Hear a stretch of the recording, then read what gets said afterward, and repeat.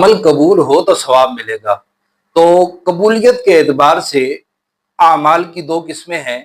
कुछ आमाल ऐसे हैं जो ज़न्नियुल कबूल के दर्जे में हैं और कुछ आमाल ऐसे हैं जो कतईउल कबूल के दर्जे में हैं।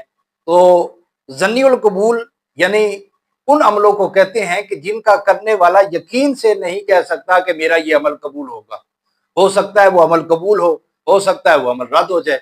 और कतईउल कबूल वो आमाल कहलाते हैं कि जिनका करने वाला यकीन से ये कह सकता है कि मेरा ये अमल कबूल होगा ही होगा, तो वो अमल रद्द नहीं होगा। वो हमेशा आमाल जो कबूल होते हैं उसको कतईउल कबूल जो है आमाल कहा जाता है। तो आप देखिए नमाज कितना बड़ा अमल है और इसके हवाले से कुरान व हदीस में कितनी ताकीद नमाज के हवाले से आई है। हत्ता कि यहाँ तक इरशाद फरमाया कि बरोज़े क़यामत सबसे पहले आमाल में जिसका जो है सवाल किया जाएगा वो नमाज का है।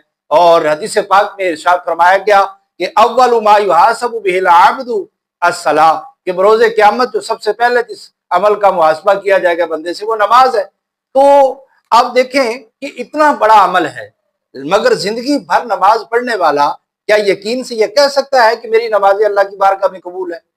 कभी भी नहीं कह सकता। हो सकता है वो कबूल हो जाए, हो सकता है वो रद्द हो जाए। इसी तरह जिंदगी भर रोजे रखने वाला यकीन से ये कह सकता है कि मेरे रोजे अल्लाह की बारगाह में कबूल हों, बल्कि हो सकता है कि वो रद्द हो जाए, हो सकता है वो कबूल हो जाए। इसी तरह जो है जिंदगी भर ज़कात देने वाला यकीन से ये कह सकता है कि मेरी ज़कात जो है वो अल्लाह की बारगाह में कबूल होगी।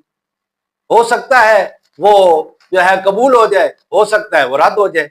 इसी तरह जिंदगी भर जो है हज करने वाला क्या ये कह सकता है कि मेरी हज जो है वो अल्लाह की बारगाह में कबूल है?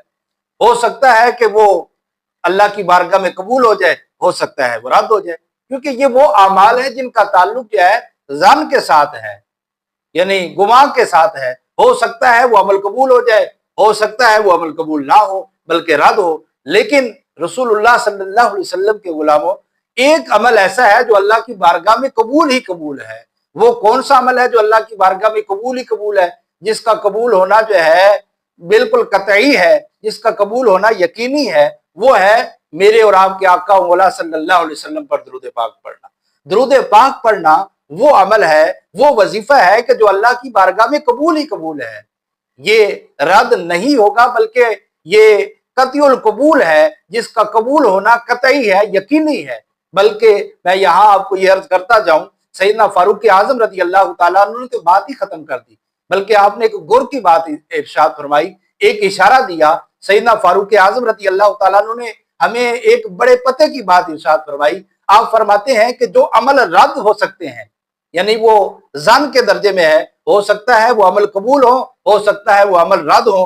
तो आपने फरमाया कि लोगों, अगर तुम चाहो कि हमारे वो अमल भी कबूल हो जाए अल्लाह की बारगाह में, उनकी कबूलियत यकीनी हो जाए, तो तुम इस तरह करो, उन आमाल के अव्वल और आखिर आका करीम अलैहिस्सलाम पर दुरूद पाक पढ़ो, तो उन अमलों की भी जो कबूलियत है वो यकीनी हो जाएगी। उन आमाल के आगे और पीछे दुरूद पाक पढ़ लो, तो दुरूद पाक पढ़ने की बरकत से तुम्हारे वो अमल भी कबूल हो जाएंगे जिनकी कबूलियत जो है वो यकीनी नहीं है, जिनकी कबूलियत जो है वो कतई नहीं है।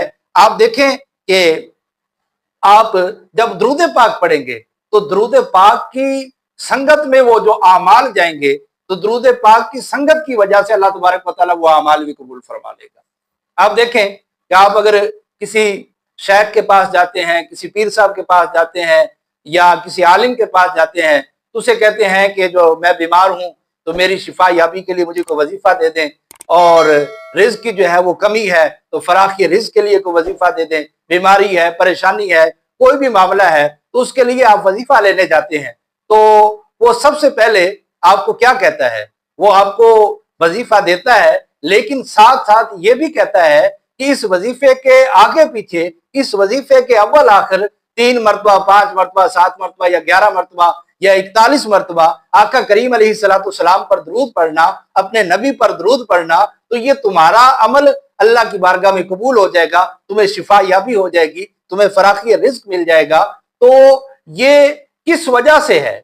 यानी इस वजह से कि जब तुम अव्वल और आखिर, जब इस अमल के आगे और पीछे तुम दुरूद पाक पढ़ोगे, تو درود پاک کی برکت سے وہ عمل قبول بھی ہوگا اور اس عمل کا اثر بھی ہوگا، اور جس مقصد کے لیے تم وظیفہ کر رہے ہو، جس مقصد کے لیے تم عمل کر رہے ہو، اس مقصد میں بھی تمہیں کامیابی ملے گی۔